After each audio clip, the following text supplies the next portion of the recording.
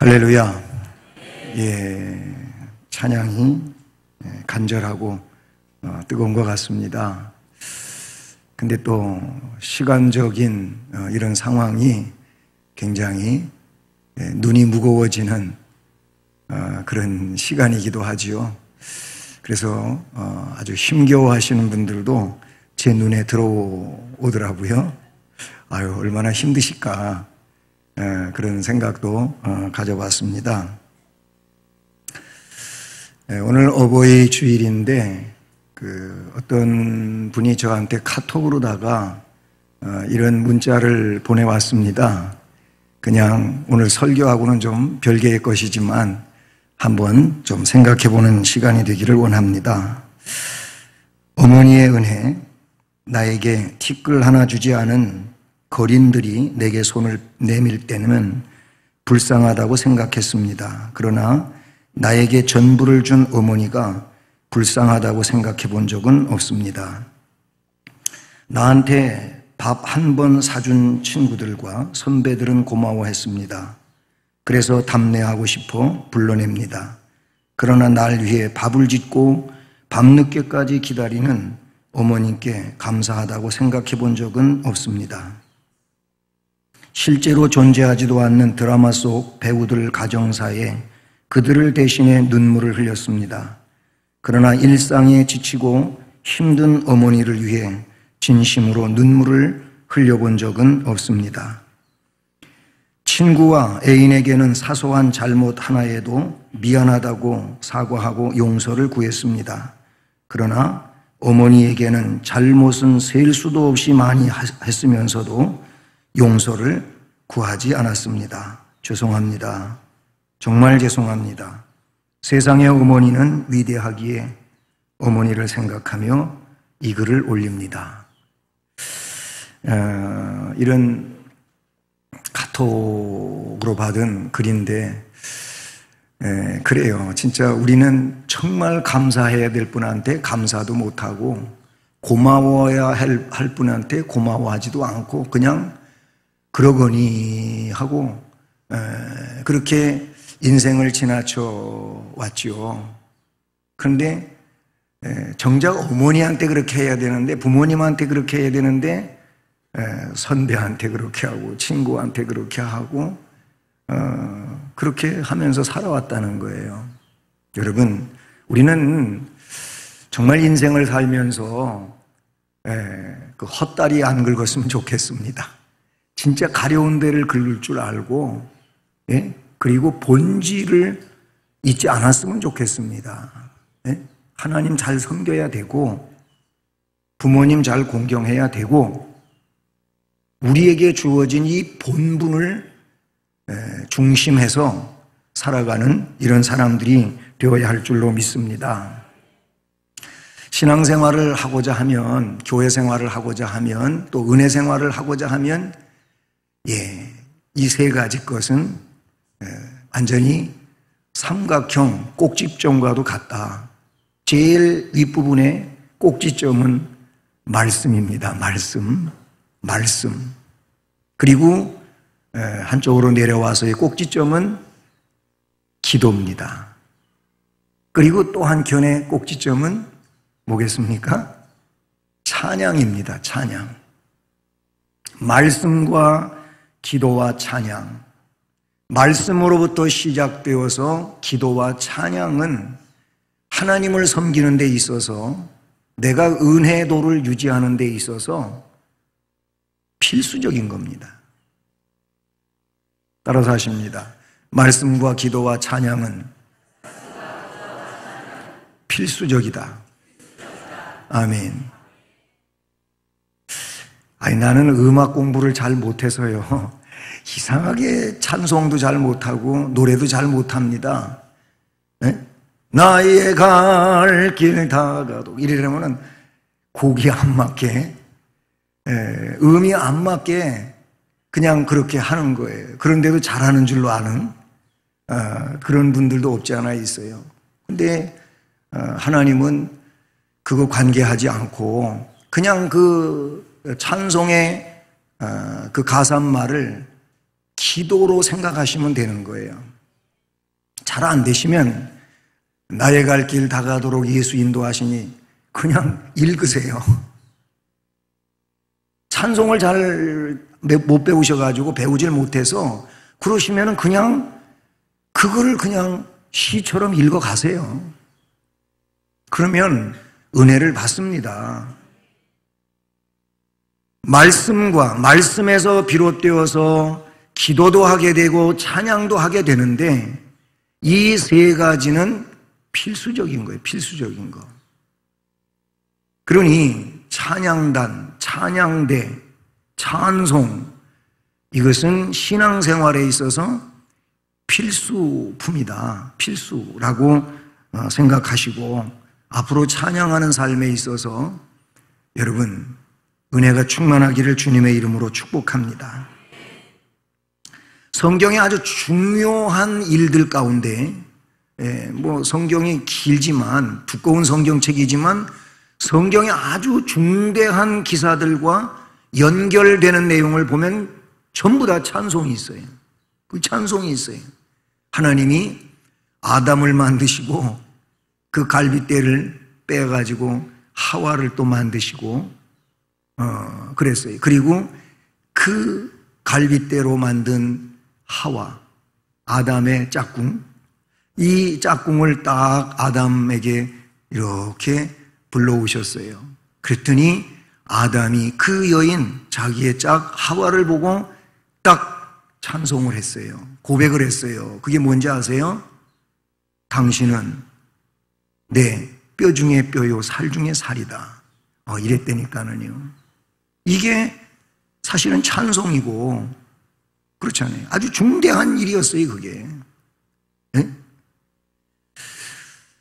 남편 되신 여러분들이요, 오늘 주례사를 하는 건 아니지만 아내한테 아담이 그의 아내 하와에게 고백했던 것처럼 당신은 내 뼈 중에 뼈요 살 중에 살이요.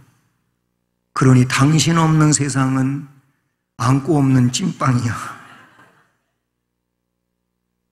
그렇게 고백해 보셨습니까? 그런 고백을 하셨냐면 우리 청년들은 저거 내가 이 다음에 할 건데 그러는 것 같아요. 근데 여러분 이것은 우리가 처음 만든 얘기도 아니고 그 유명한 드라마에서 어떤 대사 한마디가 유명해진 거 그게 성경에 먼저 있던 얘기라니까. 내 안에 너 있어. 이런 것도 있었잖아요. 좋아? 그런 거 있었어요. 그게 굉장히 시중에 떴어요. 내 안에 너 있다고 한 게. 네? 이게 뭐예요? 파리의 여인인가 뭐 하여튼 맞아? 내 머리가 그래도 아직 괜찮네. 그런 대사를 하면서 점수도 따고 인기도 끌고 그랬는데 그게 사실 원조가 아담이라니까. 아담이 그랬어요. 당신은 내 뼈 중에 뼈요 살 중에 살이다. 이게 뭐예요? 응? 당신은 곧 나다. 내 안에 당신이 있다. 이 얘기하고 똑같은 거 아니겠습니까? 출애굽을 합니다. 물론 그 창세기에도 다른 사건들과 찬송이 연계되어 있지만은 그 출애굽기 창세기 마지막 부분에도 보니까 홀이 유다를 떠나지 아니하기까지. 이 내용도 사실은 찬송이에요. 뭘 찬송하냐면 메시아를 이 땅에 보내시는 데 대한 찬양으로 우리가 이해되어질 수 있지 않습니까? 출애굽을 해요. 출애굽하고 홍해를 육지같이 건너니까 그 다음에 바로 이어져서 나온 게 뭐예요? 찬송이에요. 찬송이라고요. 마리아는 예수님의 잉태 소식을 듣고 찬송했어요. 성경 여기저기 다 봐도 특별히 요한계시록의 귀중한 장면이 있은 다음에 나오는 내용은 전부 찬양입니다. 이만큼 찬양은 어떤 사건과 떼어놓을 수 없는 이런 내용인 것을 우리는 보게 되는 것이죠. 이렇게 시편에도 보면 시종일관 하나님을 찬양하고 있는 내용을 우리가 보게 됩니다. 시종일관. 일의 시작도 일의 끝도 그냥 하나님 찬송이에요. 시편의 그런 모습들을 우리가 기억해 봅니다. 시편 148편 1절로 13절까지 전체적인 내용에서 보게 되면 찬양을 명령하고 있어요. 그래 찬양을 명령받은 그런 찬양해야 될 하나님으로부터 찬양을 명령받았는데 찬양을 누가 명령을 받았느냐? 그 148편에 보면 하늘에서 여호와를 찬양하며 높은 데서 그를 찬양할지어다. 천사들도 찬양해라. 군대들도 찬양해라. 해와 달아 밝은 별들도 찬양해라. 하늘의 하늘도 찬양하고 하늘에 있는 물들도 찬양하고 용들아 바다야 불과 우박과 눈과 안개들아 광풍이며 산들과 모든 작은 산들아 과수나무들아 백향모가 짐승들아 가축들아 기는 것들아 나는 새들아 세상의 왕들아 모든 백성들아 고관들아 재판관들아 총각과 처녀와 노인과 아이들아 여호와의 이름을 찬양할지어다. 여기 내용에 보면은 안 들어간 게 없는 거예요. 다 들어갔다고 보시면 되는 거예요. 결국 다 찬양을 해야 되는데 왜 찬양해야 되나? 그 시편 148편 5절과 12절에 보니까 따라서 하시겠습니다. 그들이 여호와의 이름을 찬양함은 그가 명령하심으로 지음을 받으심이로다. 네, 지음을 하나님이 명령하시니까 지음을 받았대요. 하나님은 조물주이시고 하나님이 창조한 모든 피조물들은 조물주 되신 하나님을 찬양하라. 그렇게 말씀합니다. 왜 그러느냐? 그분은 홀로 높으시기 때문이다. 그리고 그분은 영광이 뛰어나신 분이기 때문이다. 그러니 그 하나님을 찬양하라. 이렇게 말씀해 주고 있다는 사실이죠. 그러니 이미 말씀을 드렸지만은 찬양의 대상은 하나님이셔요. 헛된 거 찬송하면 안 되잖아요. 그렇죠? 하나님을 찬송해야 될 줄로 믿습니다. 그래서 오늘 22절에서는 나의 하나님이여 그래요. 나의 하나님이여 내가 뭘로? 비파로 주를 찬양하며 그랬어요. 나의 하나님이여 또 다른 표현으로는 주님을 찬송합니다. 이렇게 말씀하고 있죠. 찬양의 대상이 뚜렷이 기록이 되어져 있다는 것이죠. 왜? 그 하나님은 유일하신 분으로서 찬양을 받으시기에 합당하신 분이기 때문이라는 겁니다. 그렇습니다. 그러므로 우리들도 하나님과 그리스도로 말미암아 영적 이스라엘 백성으로서 언약 관계가 성립이 되어 있으므로 그 하나님을 찬송할 수 있기를 주님의 이름으로 축복합니다. 찬송은 다른 게 하나님을 영화롭게 해드리는 거, 하나님을 높여드리는 거, 하나님을 하나님으로 인정하는 게 찬송임을 기억하시길 주님의 이름으로 축복합니다.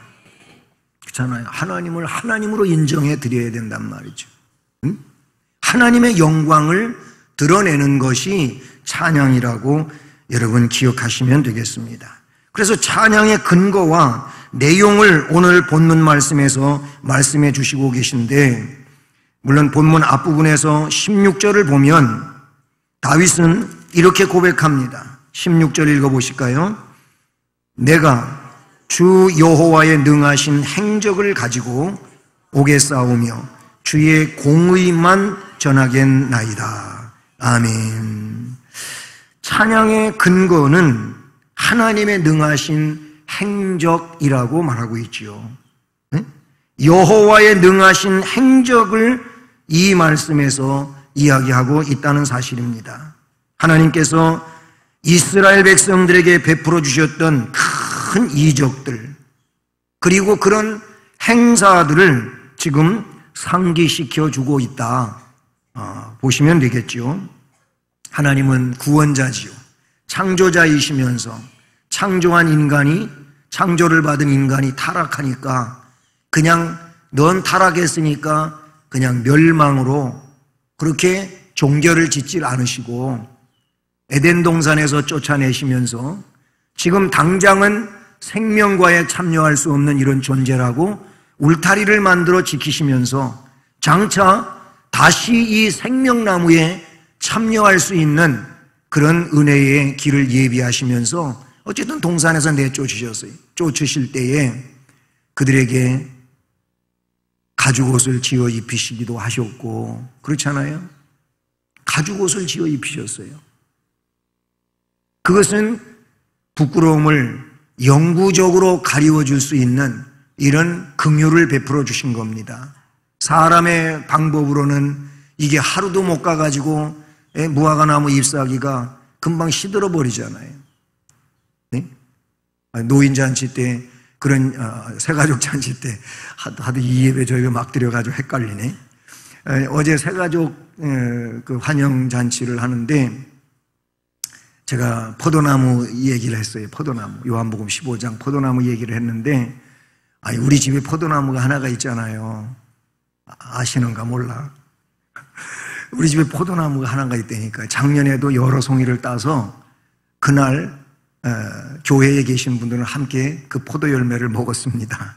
그런데 이 포도나무가 올해 싹을 틔우면서 잘 크더니 지난 목요일 날 포도나무가 중간 이상이 갑작스럽게 시들어 버린 거예요.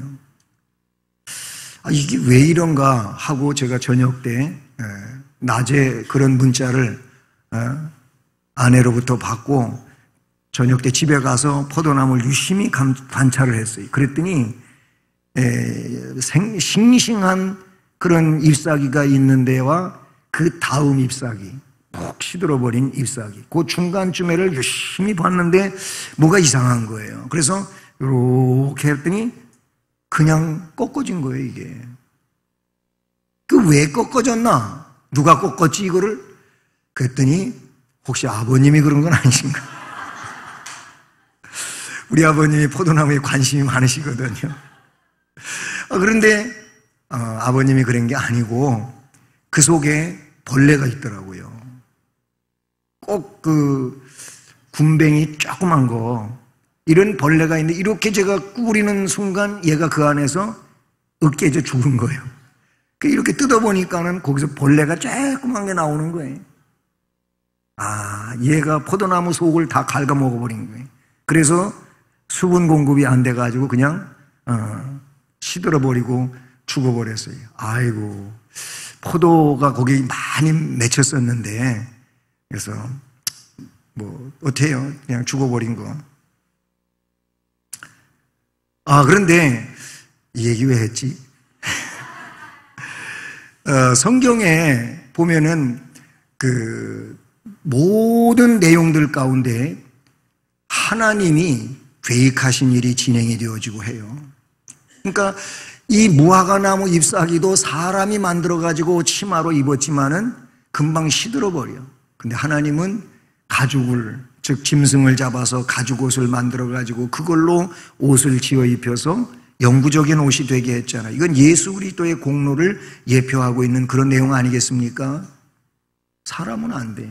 하나님이 하신 일이 곧 은혜로운 내용이 되지요. 거기서부터 시작해가지고 성경의 모든 역사들을 보면 하나님의 능하신 행적이 기록이 되어져 옵니다. 다윗은 이런 하나님의 능하신 행적을 찬양의 근거로 삼았다, 그런 얘기예요. 여러분, 하나님이 우리 각자에게 행해 주신 행적, 능하신 행적이 뭡니까? 나 같은 죄인을 구원해 주시는 것, 그것이 1호 아닐까요? 이게 제일로 처음에 만나는 일이라고 볼 수가 있어요. 나 같은 죄인을 영벌에서 꺼내가지고 영생의 반열에 세워주신 이 구원의 역사, 이 행적, 이거에 근거해서 우리는 찬양을 드려야 할 줄로 믿습니다. 찬송가에도 수없이 이런 내용들이 나와요. 나를 구원해 주신 이 보혈의 공로와 은혜를 찬송하는 내용 말입니다. 이렇게 큰 이적에 대하여 베풀어 주신 그 은혜로운 역사들에 대하여 이것을 다윗은 근거하여 찬양하고 있다는 사실이죠. 그 다음에 하나님의 구원의 의에 대하여 역시 찬송하고 있는 것을 우리가 앞부분에서 보게 되죠. 15절을 보면 내가 측량할 수 없는 주의 공의와 구원을 내 입으로 종일 전하리이다. 뭐를? 주의 공의와 구원을 내 입으로 종일토록 전하리이다. 이렇게 말씀하고 있는 것을 보게 되죠. 그리고 오늘 본문 말씀에서는 22절에 나의 하나님이여 내가 또 비파로 주를 찬양하며 주의 성실을 찬양하리이다 그랬어요. 그러니까 이 찬양의 내용이 22절 말씀에서는 주의 성실을 찬양하겠다는 겁니다. 성실. 여러분, 성실이라고 하는 것은 이런 말로 다시 바꿀 수 있을 것 같아요. 하나님의 신실하심 또는 하나님의 미쁘심, 또 달리 말하면 하나님의 신용. 여러분, 신용은 굉장히 인생을 살아가는 데도 중요한 거죠. 신용을 잃으면 살기가 힘들어지고 어려워지죠. 신용이 있어야 돼. 신용은 뭐예요? 약속을 잘 지키는 게 신용입니다. 그걸 잘 하지 않게 되면 신용을 잃게 되는 거고, 신용을 잃으면 여러 가지로 힘겨운 삶이 되는 거예요. 근데 이 말씀에 보면 하나님의 성실하심을 찬양한다고 하는 것은 하나님이 약속을 반드시 지키시고 그 약속대로 이행하시고 하는 이런 일들에 대하여 이 말씀에 나타내주고 있지 않습니까? 우리 찬양의 근거는 하나님의 성실에 있다, 그렇게 볼 수 있는 것이죠. 그리고 나서 찬양의 내용을 이야기해 주는데, 찬양의 내용은 23절 말씀에서 나타내주고 있어요. 내가 주를 찬양할 때에 나의 입술이 기뻐 외치며 주께서 속량하신 내 영혼이 즐거워하리이다. 아멘. 찬양의 내용은 이 말씀에서 보면 속량해 주신 은혜를 이야기하고 있습니다. 여러분, 이 속량은 테텔레스타이라고 하는 그런 단어를 아시는 분들이 계시잖아요. 이게 뭐냐면은 값을 지불해 주는 걸 말하는 거예요. 그런데 그 값은 죄값을 말하는 거예요. 우리가 지은 죄값을 누가 대신 치러줄 수 있는 것은 세상에 존재하지 않습니다. 세상에 있는 많은 금은 보화를 가지고 하나님 앞에 갖다 드리면서 이거 받으시고 죄를 용서해 주세요, 그래서도 안 됩니다. 네? 그것 가지고 되는 게 아니에요. 우리의 죄값을 속량받은 일은 하나님의 은혜 안에 있는 것인데, 그것은 우리가 알고 있는 것처럼 예수 그리스도의 핏공로를 의지할 때에 주어지는 은혜인 줄로 믿습니다. 바로 이 은혜를, 이 선물을 하나님이 우리에게 주신 줄로 믿습니다.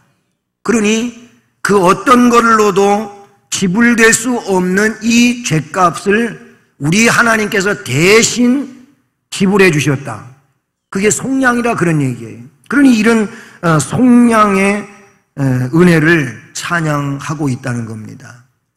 그러니까 찬양의 내용은 다른 게 아니에요. 구원에 대하여, 이 죄값이 해결된 것에 대하여, 그것을 해결해 주신 그 주님을 찬양하는 내용이라고 말씀해 주고 있는 것이죠.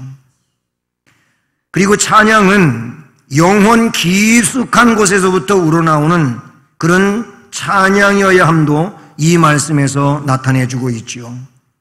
나의 혀도 종일토록 주의 의를 작은 소리로 읊조리나이다. 이렇게 24절은 말씀해 주고 있지 않습니까? 그렇습니다. 찬양은요, 지속적이어야 된다. 달리 말하면 계속적이어야 한다. 일시적인 것은 안 된다, 그런 얘기예요. 그래서 우리는 찬송하는 삶으로 하루를 지내야 되고 또 다음 날을 맞이하고 찬송으로 그날을 또 이어가야 되고, 찬송을 일시적으로 하지 않고 지속적으로 할 수 있는 이런 은혜가 있기를 주님의 이름으로 축복합니다. 마지막으로 그럼 찬양을 드리는 방법은 어떠해야 하냐? 이 말씀에서 찬양을 드리는 방법은 우선 대중 앞에서도 찬송할 수 있어야 되고 홀로 있을 때에도 찬송해야 된다고 말씀해 주고 있어요. 오늘 이 시인은 많은 대중 앞에서 하나님의 영광을 드러내고 있음을 밝히고도 있습니다. 우리 또한 이렇게 많은 사람들 앞에서 하나님의 그 역사하심에 대하여 찬송할 수 있는 자가 되기를 주님의 이름으로 축복합니다. 그 다음에 말씀해 보면 악기가 등장하고 있는데 22절과 23절에서요. 내가 비파로 주를 찬양하며 내가 수금으로 기뻐 외치며 수금으로 찬송하며 그리고 내 입술이 기뻐 외치며 그랬어요. 비파와 수금은 악기에 해당하는 것이고 내 입술은 몸에 해당되는 것이겠죠. 그렇죠? 내 몸으로 하는 겁니다. 내 몸으로. 비파는 어떤 것일까? 킹 제임스 버전에 보면 이 비파를 비파라고 쓰지 아니하고 솔터리로 썼습니다. 솔터리. 솔터리는 솔트리라고도 그렇게 불려지는 것인데 우리가 흔히 알 수 있는 치터와 같은 겁니다. 이 치터와 비슷한 악기라고 말하고 있고 그리고 이런 삼각 있잖아요. 2등 삼각형의 그런 울림통을 만들어 놓고 그 울림통 꼭대기에다가 현을 만들어 놓은 것이 치터입니다. 이것을 본문에서는 옛날 악기 이름으로 비파라고 그렇게 명하고 있는 것이죠. 그 다음에 수금은 흔히 이야기하는 대로 하프를 이야기하면 됩니다. 작은 하프는 크로마 하프가 있고요. 그리고 굉장히 크다라는 거예요. 사람 키보다도 크고, 그래서 사람이 서가지고 왔다 갔다 하면서 그렇게 그 현을 튕기는 그런 큰 하프도 있잖아요. 이런 종류가 이 말씀에 이야기하고 있는 수금에 해당한다. 수금을 정말로 잘 쳤던 사람이 있는데 그 사람이 누구냐면 다윗이죠. 다윗이에요. 성경에 나오고 있어요. 다윗이 악신이 들려가지고 막 괴로워하고 고통하고 정상적이지 않은 이 사울이 그렇게 악신에게 괴롭힘을 당할 때에 다윗이 수금을 치면은 악신이 쫓겨갔어요. 할렐루야. 수금에 대한 그런 기록을 우리가 찾아보게 되는데요. 자, 이렇게 악기로 입이라고 하는 것은 몸을 일컬어서 그렇게 이제 이야기하고 있는 것인데 악기를 가지고도 찬송하고 몸을 통해서도 찬송하고 그런 내용을 이 말씀에서 나타내주고 있지요. 장소의 구애됨이 없이 어떤 장소에서도 찬양한다. 사람이 많은 곳에서도 하고 내가 혼자 있을 때에도 하고 이렇게 장소의 구애됨이 없이 찬양을 하라고 하면서 또 그 방법에 있어 악기를 사용할 것도 이야기하고 있고 또 악기가 없으면 그냥 몸으로 하라고도 이야기하고 있는 것이죠. 그렇습니다. 손에 비파가 들려지면 비파를 가지고 손에 수금이 들려지면 수금을 가지고 손에 하모니카가 들려지면 하모니카를 가지고 하모니카 또 열심히 하시더니 이름까지 지어줬는데 그만뒀어. 하모니카가 녹슬었다 그러더라고요. 하세요. 이름까지 붙여가지고 그렇게 열심히 잘 하셨는데 왜들 안 하시는가 모르겠어요. 바쁘셔서 하세요. 그래요. 손에 하모니카가 들려지면 하모니카로, 기타도 배울 수 있게 됐다고 하라고 그랬는데 3월달부터 할게요. 3월달 안 돼. 4월달부터 할게요. 4월달도 안 돼. 이제 5월달 됐어. 5월달은 또 결혼식이 많아갖고 안 되지. 6월달은 또 왜 안 될까? 이제 자꾸 이렇게 간단 말이에요. 하세요. 하시면 하나님이 영광을 받으시고 여러분은 또 치매를 늦출 수 있어서 좋고, 이런 거 하면은 좋은 거예요. 그래요. 손에 비파가 들려지면 비파로, 수금이 들려지면 수금으로, 기타가 들려지면 기타로, 하모니카가 들려지면 하모니카로, 없으면 그냥 수화로. 몸으로 하란 말이에요. 몸으로. 안 그러면 그냥 입으로 마음에서부터 우러나오는 입으로 찬송하면 되는 거 아니겠습니까? 그렇습니다. 이것을 오늘 우리에게 말씀해 주고 있어요. 그러니까 앞으로 우리 성도들이 있는 곳에는 찬송이 있기를 주님의 이름으로 축복합니다. 찬송하심으로 하나님이 영광을 받으시고, 찬송하다가 은혜 받아가지고 눈물도 흘려보고, 가슴이 뜨거워져도 보고, 그래서 그냥 내 안에 예수님을 가득 품고 주님을 사랑하고, 그래서 주님이 기뻐하시는 일을 성실히 열심히 하고, 이 땅 위에서 보다 많이 하나님의 일을 하고, 그래서 기쁨으로 하나님 앞에 나아갈 수 있는 이런 은혜 충만한 자들 되기를 축복하고요.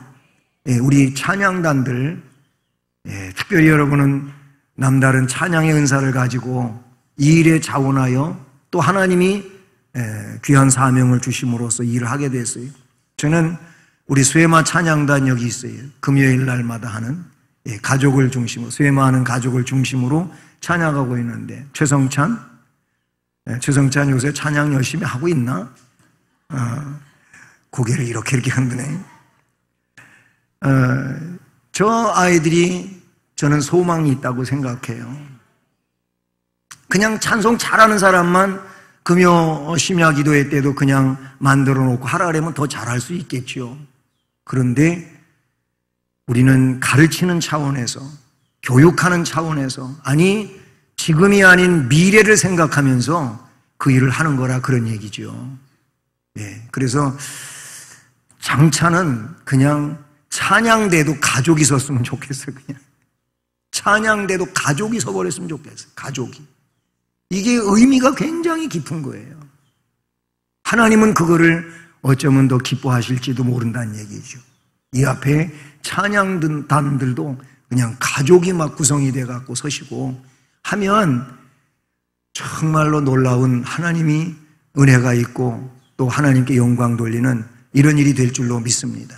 저 아이들 만날 때마다, 야, 네 찬송에 내가 은혜 받았다니까 이 한마디 좀 해주세요. 그러면 저 아이들이 또 그냥 용기 백배 해가지고 더 열심히 하지 않겠습니까?